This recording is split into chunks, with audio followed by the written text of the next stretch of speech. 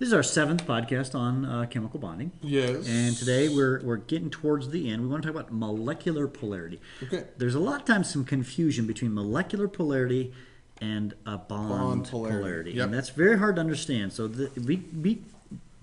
pay close attention so that you understand bond versus molecular polarity. Right. So you can't do molecular polarity without bond polarity, but don't confuse the two. Right. So as we talk about molecular polarity, let's just do a little review. Molecular polarity is a separation of charge. That means that one side of something has one charge, a positive charge over here, and another side has a negative charge. So that's polarity. It's like a little magnet. Think of it like a little magnet, okay? So here is kind of the way to understand this. Think of polarity as a big topic. There is both bond polarity and molecular. Now, what does that mean, molecular? Polarity of an entire molecule. Yeah, so like if we take our example here of this doggy toy right here, this is a molecule with several bonds. It has 4 bonds, each bond having polarity or not, and the whole molecule doesn't have polarity. Or not. Or not. Now the bond, the only way you can determine whether the bond is polar or not is by the electronegativity difference, which we learned about in a previous podcast. Right. And for a molecule, it depends on 2 things, both the electronegativity, so the stuff that's over here, but number 2, also the shape. That's very important. So it's a combination of 2 things that we've learned before. So to help us understand this, I have an analogy, Mr. Sanders. Oh, already. This is, for those of you who are into football, and, you know, I won the fantasy football championship at Woodland Park High School last year. I haven't watched a professional football game in over 12 years. Wow. Yeah, well, anyways, this guy's, actually, he got in a lot of trouble because he was mean to some women. But his name is Ben Roethlisberger, all right? He plays for the Pittsburgh Steelers. I think he's on suspension this year because of bad things he did with a woman. Okay, but Ben, maybe that's not the best picture.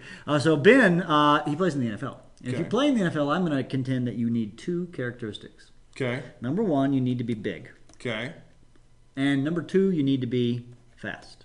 Okay.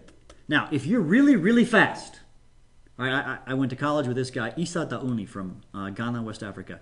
He was about 115 pounds, but he was the fastest man I think I've ever met. Wow. But if he went out and played in the NFL, He'd get crushed. he would be totally crushed. 115 pounds, yeah, Right. it would be ugly. Big. Big. If you're really, really big, can you play in the NFL? If you're just really, really Just big, probably not. Yeah, you ever watch The Biggest Losers? Some of those guys I'm doubting are going to make it in the NFL just because they're not particularly fast. Okay. They're big but not fast. I think you need to be both big and fast Okay. to play in the NFL. All right. So when I say this, we go back to this chart. You must have an electronegative bond, and you must have a shape that does not cancel out. Okay. So two qualities. 2 is what qualities. We're looking at. So here's what I said. The polar molecule must have a bond that is polar. The electronegativity difference is greater than shouldn't it be 0.5? 0.5, I think. 0.5. It's kind of in that range. I've seen it written either way. 0.5, and it must have a shape that does not cancel out. Okay. All right, and this we say that where there's a geometric center of positive and negative charge. You'll see that in an example in just a minute. Okay, and you use the shape paper. Now, if you look at the shape paper, let me just give you a couple of hints. On the shape paper, I put the words usually nonpolar. Usually polar. Usually nonpolar. Usually nonpolar. Usually polar. Usually polar. But the word usually does not mean always. That is correct. Be careful. Be careful. All right, so let's do some examples. Let's do a classic example. Water is a classic example. Okay. Now, to do this, you do have to draw the Lewis dot structure. And I will draw the Lewis dot structure of a cup of water. And I'm going to make some shapes. All right, so water has this particular shape.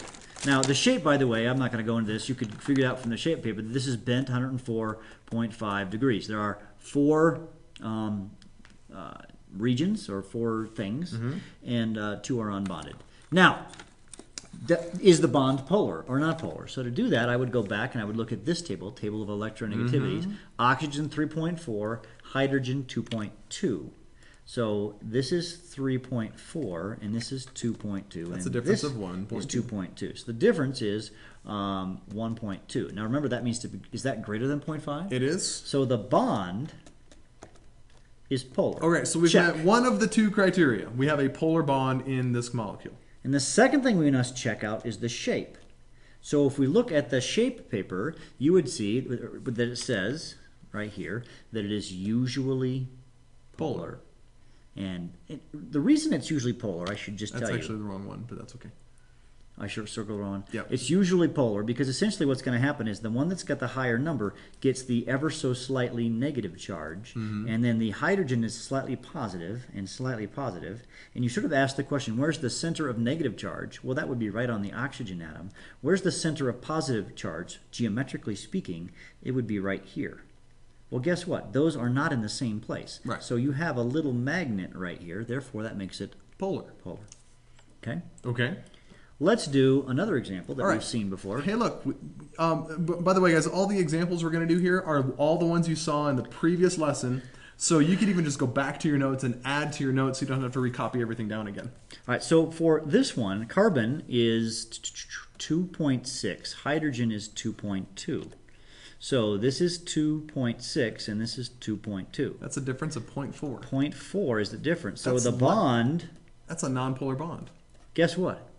Those are all nonpolar bonds. So since they're all nonpolar bonds, you can't have... This guy's not big. Right. Playing the NFL, he's not big. Right.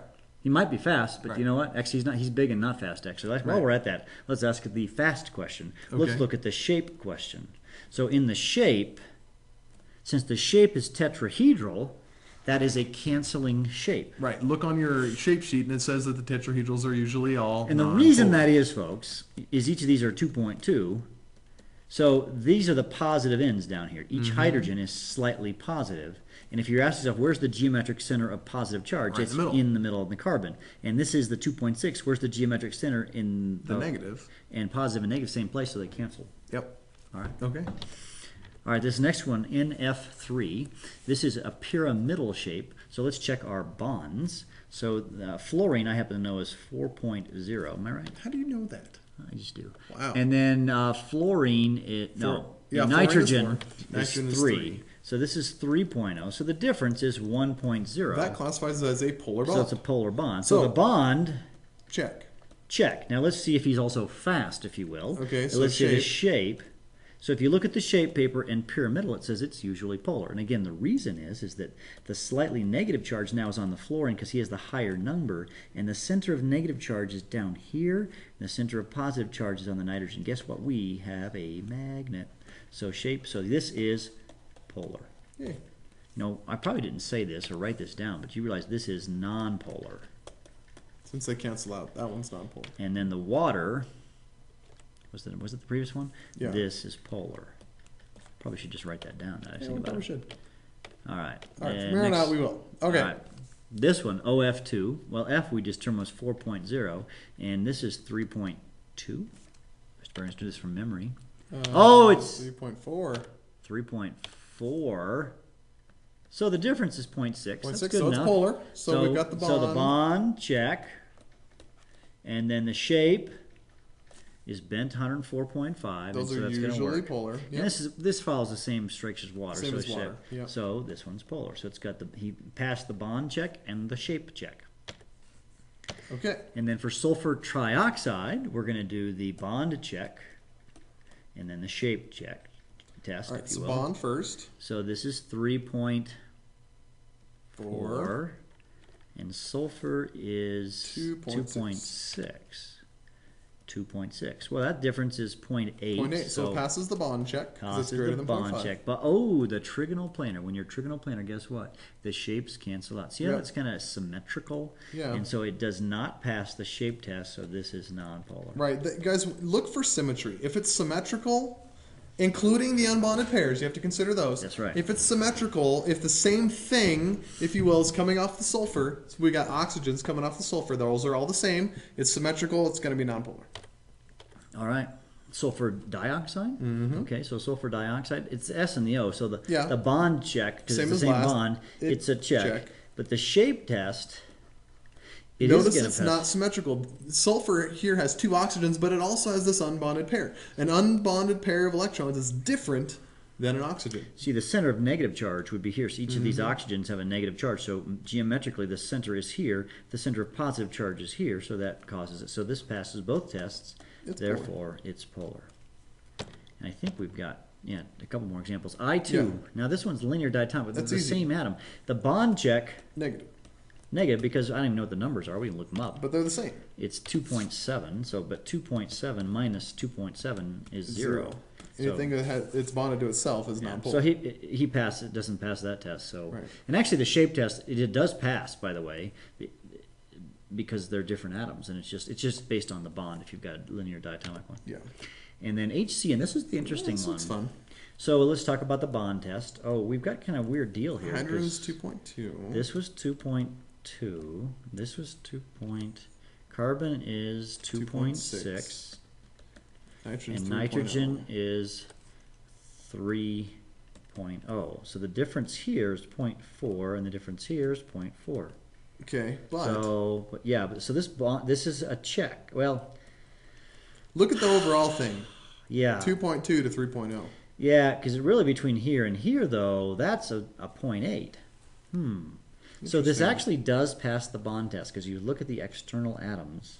So this is a bit tricky, but you go back, well, it's linear diatomic or triatomic, and on your shape paper it says that it is usually nonpolar. Guess what? This is polar.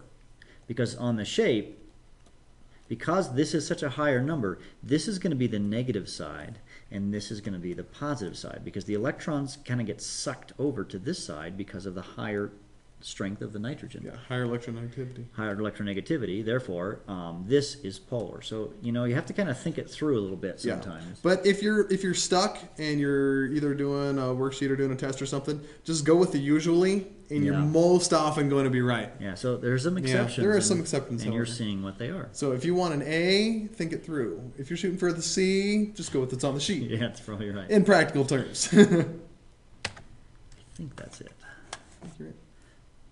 Whoops. So the one of the practical applications of this, guys, is when you understand. So who cares if something's polar or non-polar? Mr. Bergman, is that ice in water or is that water boiling? Boiling. See boiling point. That's true. It's bubbles. Sorry. Okay. Yeah, a lot of people have asked that question. Yeah. My picture. Oh well. So the more why do we care about polarity? The more polar a molecule, the higher the boiling point. So if you have something that's got very high polarity, it's going to have a higher boiling point. It makes bonds stronger. Right. That's like water. We're glad water's polar because we're mostly water. And so since it has a high boiling point, we can go out in the sun and not boil off. That would be important. That's handy. Yeah. Okay. So that's why we care about polarity, and you're going to be asked to determine polarity based on the shapes. Now, when I say something about polarity, I should make a note. You're trying to determine the polarity of a molecule.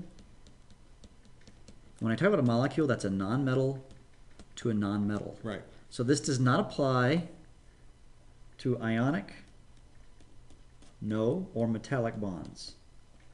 So polarity only applies to things that have covalent bonds or non-metal to non-metal. So kind of keep that in mind. Okay, kind of a long podcast, but hopefully you learned a lot.